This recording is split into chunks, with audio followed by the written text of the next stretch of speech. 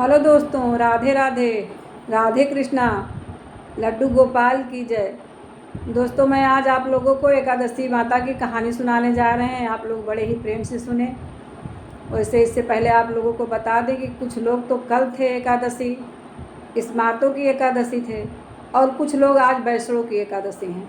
वैसे मैं भी आज ही एकादशी व्रत हूँ, और मैं आप लोगों को एकादशी माता की कहानी सुनाने जा रही हूँ।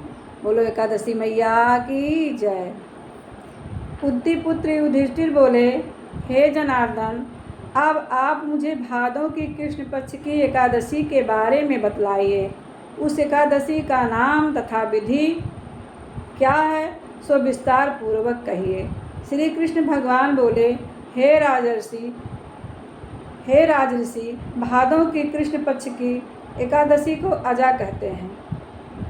जो मनुष्य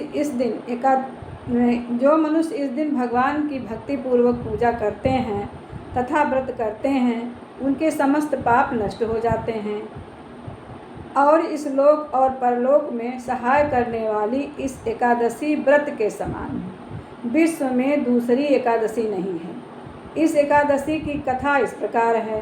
प्राचीन काल में एक चक्रवर्ती राजा हरिश्चंद्र राज करता था। वह अत्यंत वीर प्रतापी तथा सत्यवादी था।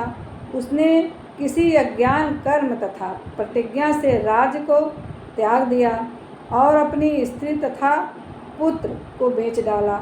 वह स्वयं एक चंडाल का सेवक बन गया।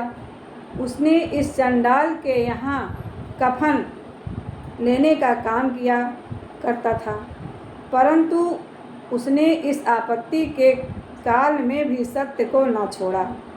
जब इस प्रकार रहते हुए उनको वर्षों बीत गए, तो उसे अपनी इस नीच कर्म पर बड़ा दुख हुआ और उसने मुक्त होने का उपाय खोजने लगा।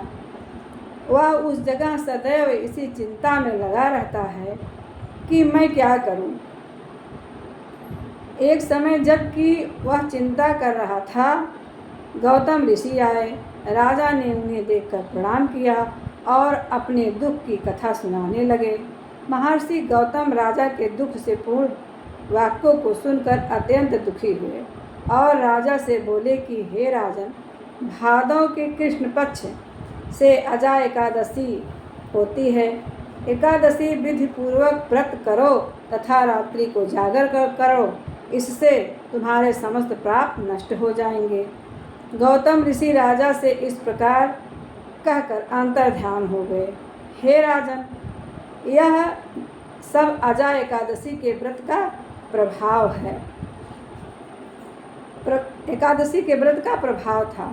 जो मनुष्य इस व्रत को विधिपूर्वक करते हैं वह तथा रात्रि को जागर करते हैं, उनके समस्त पाप नष्ट हो जाते हैं और अंत समय स्वर्ग को जाते हैं। इस एकादशी की कथा के श्रवण मात्र से ही अश्वमेध यज्ञ का फल मिलता है।